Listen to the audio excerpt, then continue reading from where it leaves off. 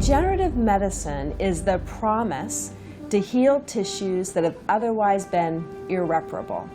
So rather than providing a drug or a pharmaceutical agent to try to create that problem or fix that problem, we use stem cells to actually regenerate and repair the tissue.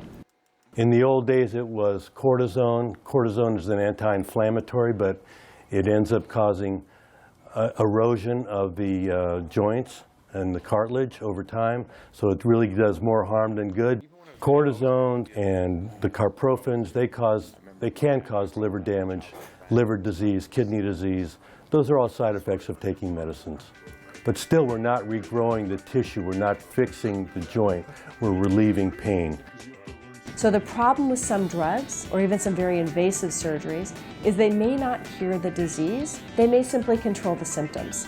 And so one of the hopes we have is going to actual cure, where you reset the immune system or you truly regenerate the tissue, as opposed to just helping the symptoms of the disease.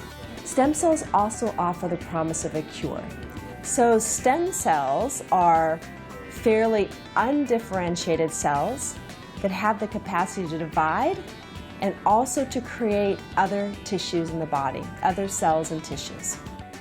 I was looking for an alternative to surgery for all these animals that are injured.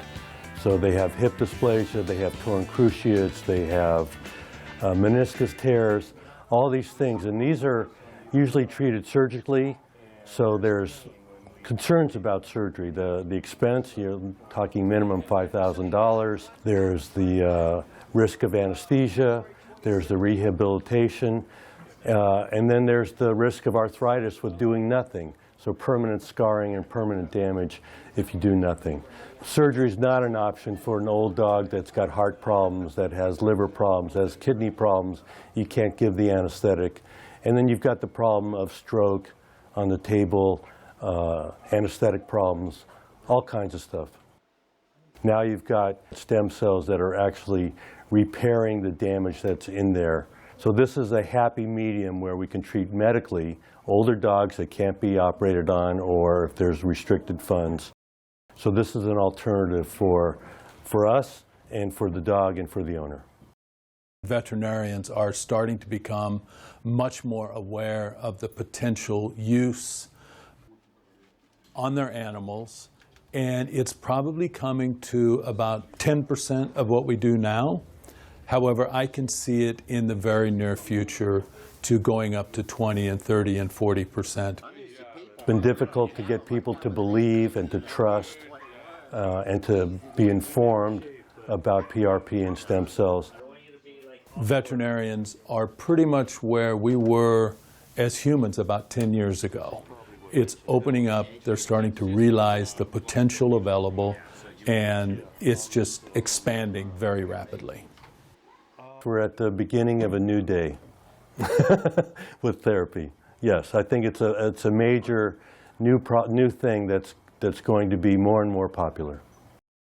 I don't think anybody can imagine what it's really going to be like in 5 or 10 years. What we've seen in the last 1 year was unimaginable 5 years ago. There are new technologies that are literally happening every single day. Just research that's going on today that was never even imaginable 6 months ago. You can turn around and in any moment there's more questions than there are answers.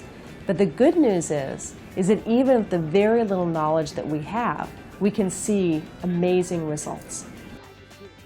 And I just needed other animal pet owners to know that there is another way, that we have a way to help them. They don't need to take the anti-inflammatories. They don't need surgery. You rather do something natural and something that's less invasive than surgery. And why not think of stem cells? It's the future.